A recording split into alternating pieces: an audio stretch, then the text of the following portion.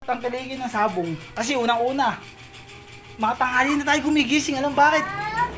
Wala na nag-aalaga manok sa bakuran natin. Wala na, tambakan na lang. Wala na natin laok, wala na. Kasi yan ang unang-una, simoy ng hangin, masarap yan. Huli ng ibon, mga hayop. Isa yung huli ng ibon, yung manok, huli yan, yung sa umaga.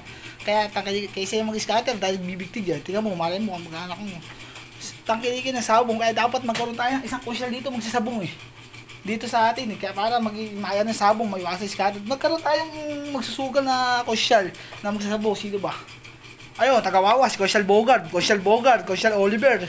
Yun dapat ang maging kusyal ng bayan. Kailangan may kusyal ng bayan para maiantas niya ang sabong dito sa atin. Hindi yung scatter kahit ganito. O kung may sabong.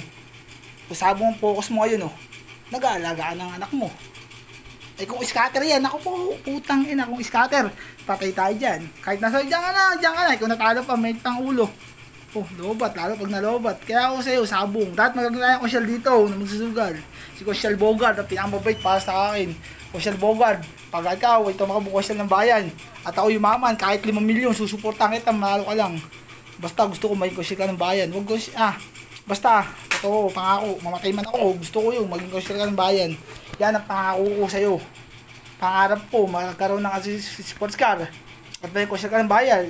Malay mo, di naman 2035, maging kusyal ka ng bayan, 2035. Basta natupad, kahit kailan. Basta magkaroon tayo sa sabong.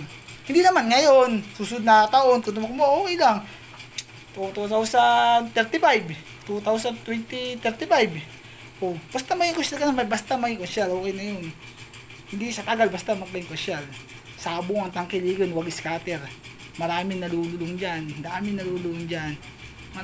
Nasabay ka, nasusugal ka. Yung anak ko, naglalaro. Chicken. Isasakay ko siya dyan. Kaya ikaw, pami, magsabong ka. Magsabong ka na Billy Boy, shoutout sa'yo, Billy Boy, sa aking kapatid. Billy Boy, bobo ko. Bobong-bobo ko, tingnan mo, bobong-bobo, nasa bahay lang, naglalagyan utak ko. Nasa bahay lang, tingnan mo, atang kita. Hayaan mong lumipad ang isip sa lawak ng langit. Bituin umaawit, at ito'y nagsasabing, mangarap ka. Mangarap ka, ibig sabihin nun, yung isip mo naglalayag. Tapos mangarap ka. Ang pangarap, libre yan. Parang malunggay na dika ng Diyos. Magsasabi ka lang para makakamit ng malunggay. Ganyan ang pangarap, libre. Kung gusto mo kung damihan malunggay, damihan mo na. Kasi ang pangarap sa akin, parang malunggay yan. Parang malunggay na libre. Kaya kung kukuha, dadamihan ko na pa. Talagang trak-trak na malunggay nga. Ganun pangarap ko. Parang kasing taas ng Mount Everest. Pinamataas sa bundok, Mount Everest. Makisadaang ganun kataas ang pangarap ko. Kasi tingin nyo sa akin, dati basahan ang tingin nyo, na ngayon nangangarap, at ngayon maglalaba na. May paano bang ganito naglalaba?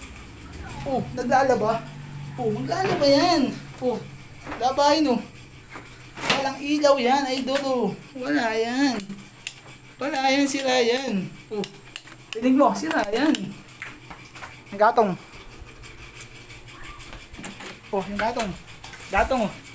Walang laman yan, 2 buwan na yan.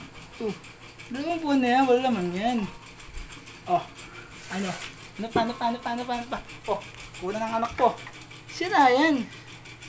Sira na yan. Totoo yan. Pero kung bibigyan mo ng pera, hindi ko tatanggapin. Kung bibigyan mo ng pera, hindi ko tatanggapin.